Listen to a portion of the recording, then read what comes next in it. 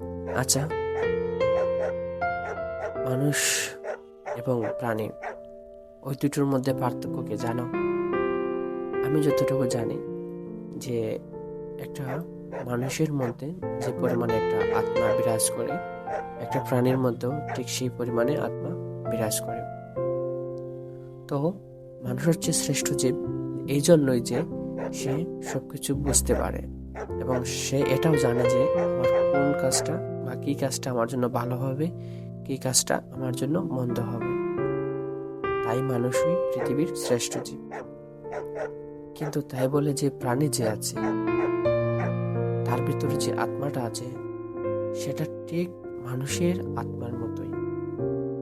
সেও কষ্ট অনুভব করতে পারে, সেও খাবার জন্য ছটফট করে, সেও খাবার জন্য ঘর থেকে বেরিয়ে পড়ে, তার মধ্যেও ভয় বিরাজ করে।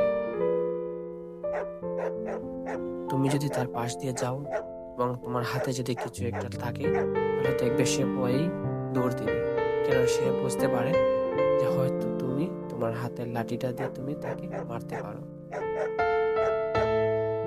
কিন্তু সে মুখ ফুটে কিছু বলতে পারে না, সে শুধু অনুভব করতেই পারে।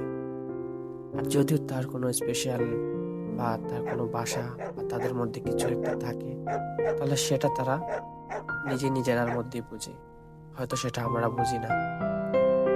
তাই বলে কি আমরা তার কষ্টটা অনুভব করতে পারবো না? এটা তো আসলে ঠিক না। ওই কয়েকদিন যাবৎ ফেসবুকে দেখতেছি যে একটা কুকুর এর বাচ্চা বেশ কয়েকটা ছিল, সেটাকে একজন মমতাময়ী মা মেরে ফেলেছে। উনি তো মা হিসেবে, তো আমার কাছে যতটুকু মনে হয় যে মা হিসেবে উনি একটা কলঙ্ক নিয়ে বয়ে বেড়াবেন আজ থেকে।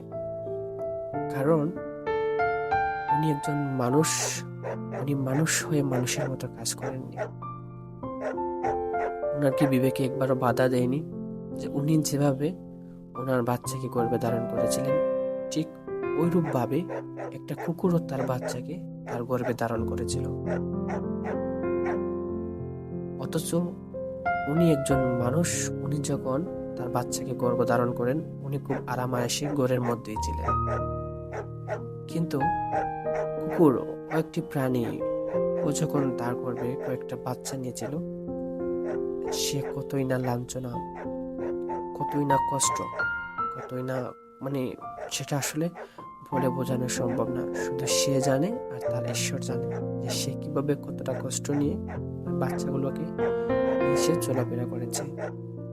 যাই হোক, পরিশেষে ওটাই বলবো যে আমাদের বোঝা উচিত সব মায়েরা সমান না, সব মানুষ সমান না, সবাইকে বোঝা উচিত।